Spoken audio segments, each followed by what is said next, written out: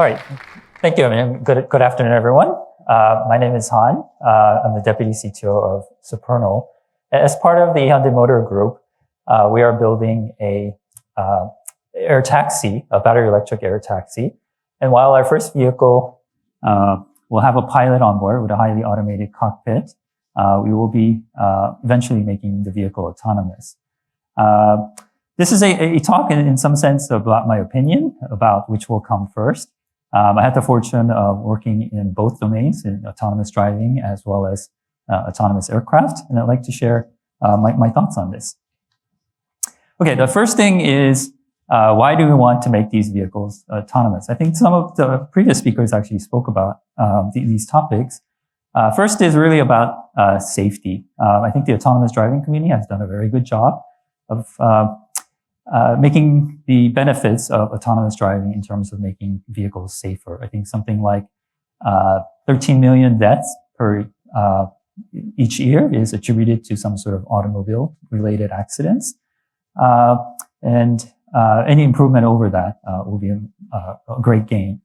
I think actually one of the earlier morning speakers also showed that on the aircraft side, something like 60% of aircraft accidents are attributed to pilots. So there's, by introducing more automation, that these may be reduced. I will say the pilots do get a bad rap, because there are probably many instances where the pilots actually intervened when a system malfunctioned and saved the aircraft.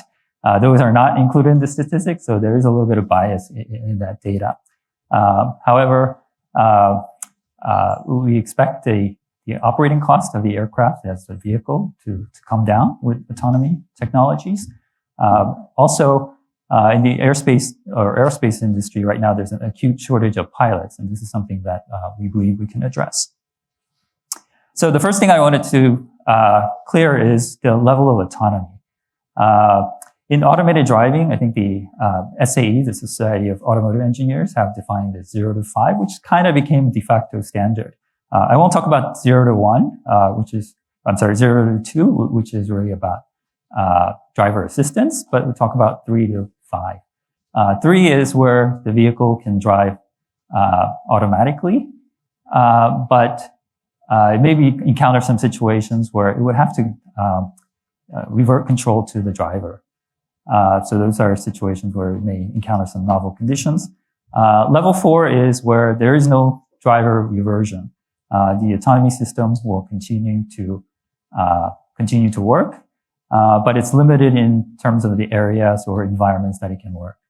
And then there's level 5, which I really call mythical level 5, which is that it drives anywhere, any place. Even humans can't do that, so I don't think it's a really a realistic goal for any autonomous driving companies.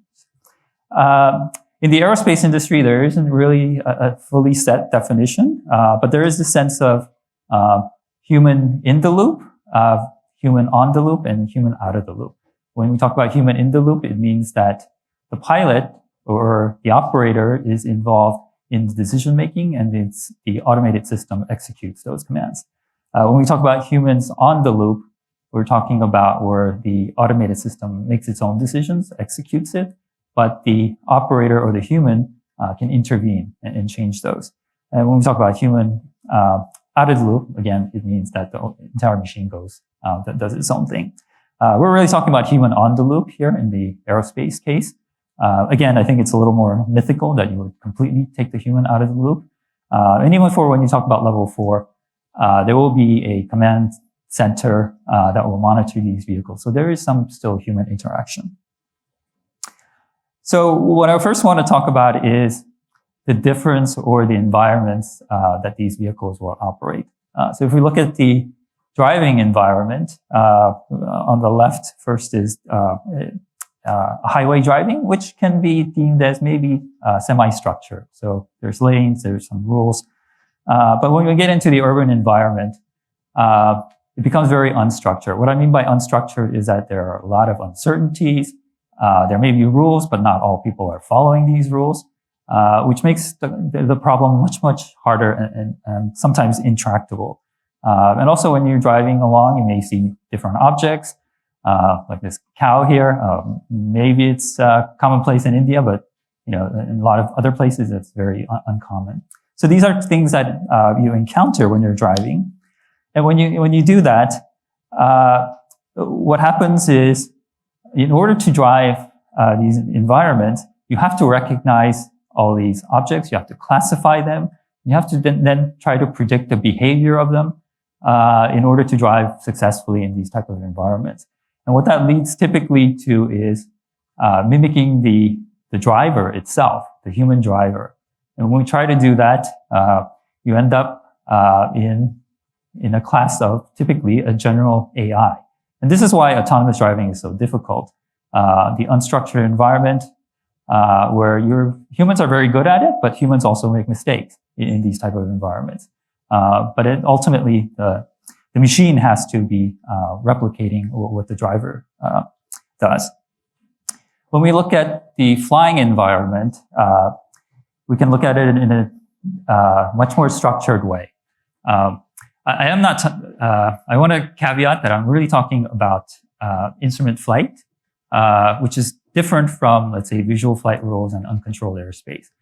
You could argue that's unstructured environment as well, but the traffic density is much lower than autonomous driving, and you can also make a good argument that that's a much simpler task as well.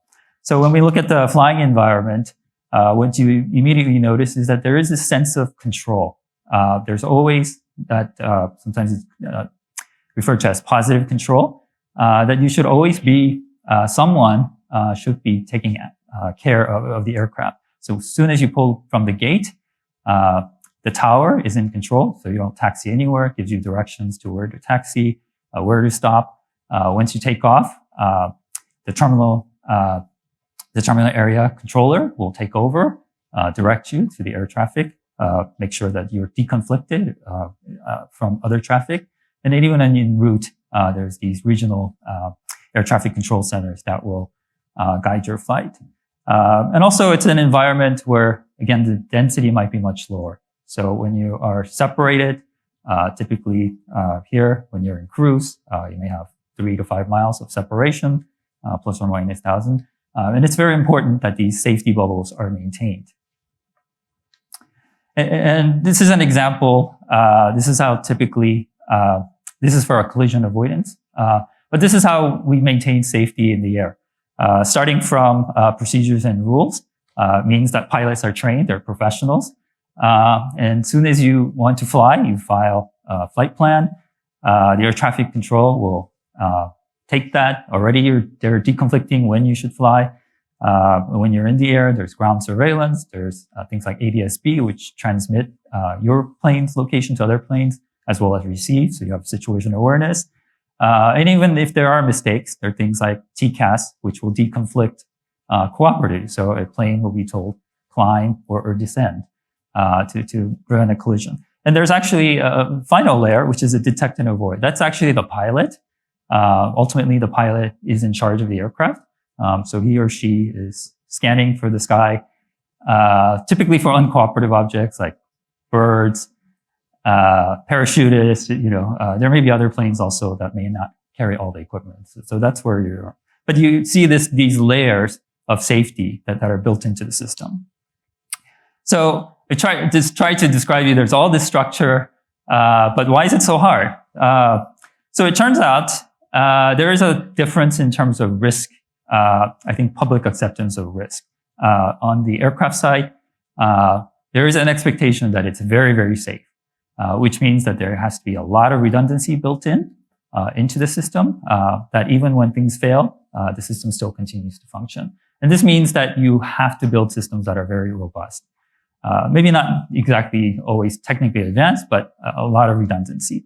And also, it's a highly regulated industry. Now, the automotive industry is somewhat regulated as well, or it is a regulated industry. But here, you have to prove to the regulators in the aircraft industry why your vehicle is safe. It's not that you can just go out there and just demonstrate. You have to show proof that your vehicle will be safe. And this takes a lot of work, both in terms of analysis and also demonstrating in the air as well. which can take many, many years. And also there's this standardization that occurs. So agencies like ICAO, which coordinate all the civil air authorities around the world. Again, these standard bodies take very much time in terms of standardizing. And then there's also this public acceptance, right? Probably a lot of folks in this room probably would be nervous to get on an airliner without a pilot. There's this sort of shared sense that, you know, he or she is going to do everything to save the aircraft. So there's that. And also other stakeholders, right? I think there was a previous discussion about, you know, what do other people think? Well, about these types of technologies. So pilots are a huge factor and a huge stakeholder. And they want to know about their livelihoods, right? Well, what happens when these technologies are introduced? So those are some of the differences. I would talk quickly about what are similarities and why they're hard. Ultimately, it's really the unknown unknowns that really get you in these projects, right? The first, I would say 95, 99% is actually pretty straightforward. It's that last, you know, in the aircraft, I would say it's more of a long tail. I would say in autonomous driving, it's a little bit of fat tail. You see a lot of weird things when you're driving on the road, right? So an example here of this Oscar Wiener hot dog vehicle, right? When you see it, you know, the AI system has to figure out, is this a car? Is this a bus? You know, is this a hot dog? What is this thing, right? So it has to make a determination. Typically in the air, you don't want to hit anything, to be honest. So it's actually, you don't really necessarily always have to classify. You just need to detect, and, you know, it's going to be a bad day if you hit anything, right? But what makes humans unpredictable also makes them very good at adapting. So this picture is an F-15, I think from the Israeli Air Force, where a wing was sheared off. And the pilot was able to recover and land the aircraft, right? But with an autonomous control system, an engineer would design for such a condition, right? And these are things that keep cropping up and makes some design decisions very difficult for autonomous flying as well.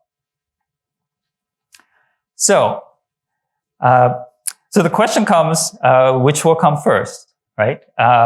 So again, I will argue technically, automated flying is much easier, as all the things that I've talked about. It's more structured.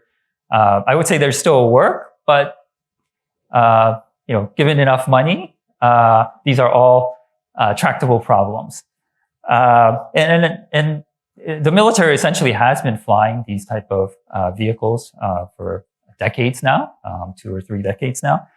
So it's not that it's far-fetched. And we think the first would be airliners, maybe actually more difficult initially because they're huge vehicles, hundreds of people may get on it and there's public fear. But here at Supernal, we're building a battery electric, 4 to 5 passenger, and that may be a place to start to actually bring autonomous technologies. In terms of when we look at autonomous driving, I would say some of the advantages is that some of the regulatory is a little bit easier. Also, a lot of economies around the world think this is a very important technology, so governments are pushing it. I think public willingness is there in terms of it's been out there longer in the public. People understand it a little bit better. And there's been a ton of investment in this field. To be honest, I say that most people will lose money in this, right? The return on investment will not pay off the amount of investments that's been made personally, right? But there are huge technical challenges still that must be overcome. And in fact, even for some of the established players, you see them migrating to autonomous trucks. And what do trucks do? They go from point A to point B and will spend most of the time on the freeways. And again, trying to limit where they operate, which is a more structured environment. In fact, it's the people. If you just didn't have these pesky people and, animals, right? This is an easy problem, right? So which will come first? So what I'll say is, technologically, and if we can work with the regulators, I think, to be honest, autonomous flying, I think, can come first. Autonomous driving, and what I mean is there will be autonomous driving vehicles, and they will have restricted areas that they will operate. But the fantasy of, having a car in the garage, you punch in any destination and you go this, I think that is still potentially decades away. And that's why I think ultimately, while it has a head start, autonomous flying may come first. All right. Thank you very much.